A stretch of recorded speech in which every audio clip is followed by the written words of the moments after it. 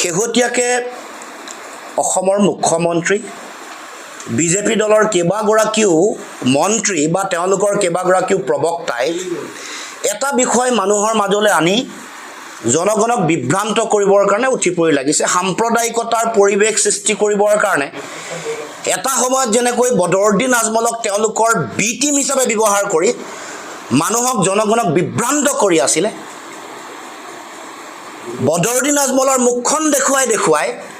নিৰ্বাচনী বৈতৰণি পাৰ হ'বৰ কাৰণে যেটো কুটিল ষড়যন্ত্ৰ আৰু ৰাজনীতিৰ আশ্ৰয় লৈছিলে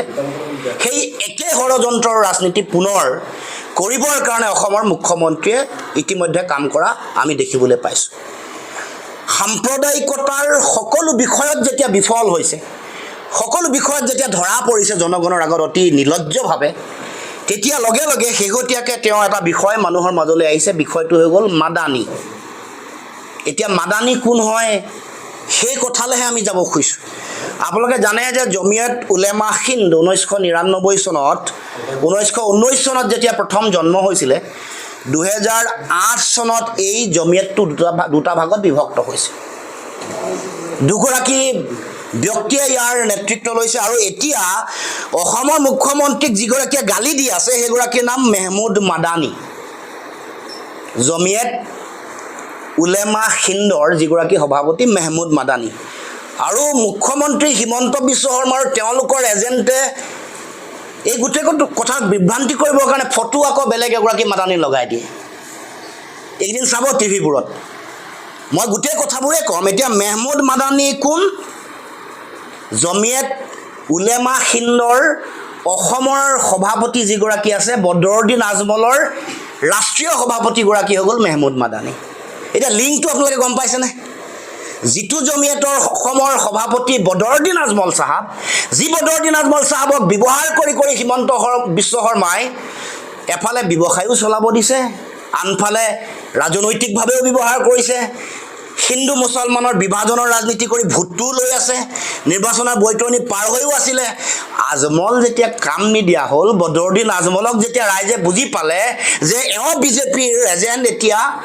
মেহমুদ মাদানীক লৈ আনিবলৈ মুখ্যমন্ত্ৰী উঠি পৰি লাগিছে এতিয়া আমাৰ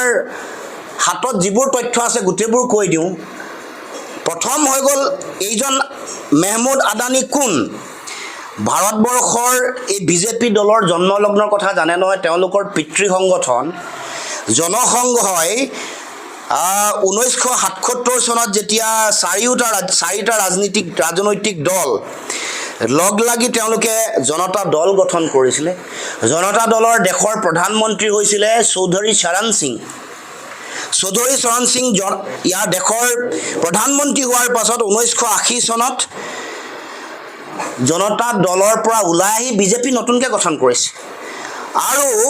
এই যিটো জনসংঘৰ পৰা জন্ম হোৱা জনতা দলৰ প্ৰধানমন্ত্ৰী চৌধুৰী চৰণ সিঙৰ পুত্ৰৰ নাম হ'ল অজিত সিং যি অজিত সিঙে 1996 চনত তেওঁলোকে RLD যিটো ৰাষ্ট্ৰীয় লোকদল এইটো গঠন কৰিছিল তাৰমানে RLD এতিয়াও NDA এলায়েন্সত আছে RLDৰ পৰা এই মেহমুদ মাদানীয়ে 2006 চনৰ পৰা 6 বছৰৰ কাৰণে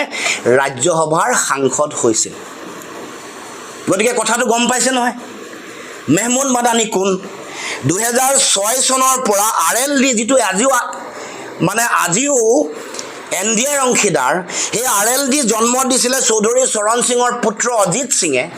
সেইটো আজিও তেওঁলোকৰ NDAৰ অংশীদাৰিত্ব আছে আৰু সেই RLDৰ পৰা 2006 চনৰ পৰা মেহমুদ মাদানী ৰাজ্যসভাৰ সাংসদ হৈছিল তাতকৈ ডাঙৰ কথা তেওঁলোকৰ লগত থকা সম্পৰ্ক মই আপোনালোকক দেখুৱাম কাৰণ কেইখনমান ফটো চাই লগে এয়া বদৰুদ্দিন আজমল আৰু এয়া মেহমুদ মাদানী আচ্ছা মেহমুদ মাদানীৰ সম্পৰ্কটো ইমান তলতে সীমাবদ্ধ হৈ থকা নাই তাৰ আগত তেওঁৰ পিতৃৰ লগত বাজপেয়ীৰো সম্পৰ্ক আছিল এয়া চাই লওক তাতকৈও ডাঙৰ সম্পৰ্ক তেওঁ দেশৰ প্ৰধানমন্ত্ৰীৰ লগত 2017 চনত সাক্ষাৎ কৰিছিলে এখন ফটো চাই লওক 25 গৰাকী ব্যক্তিৰ প্ৰতিনিধি মেহমুদ মাদানী 2017 চনত গৈ তেওঁক সাক্ষাৎ কৰিছিলে সাক্ষাৎকৰ এই গোটেই দলটোত বদৰুদ্দিন আজমল সাহাবো আছিলে সেইটো ডাঙৰ কথা নহয় তাতকৈ আগত সম্পৰ্ক 2001 চনত আপোনালোকে জানে যে ভুজত এটা ডাঙৰ ভূমিকম্প হৈছিলে ভূমিকম্পত প্ৰায় 20,000 মানুহ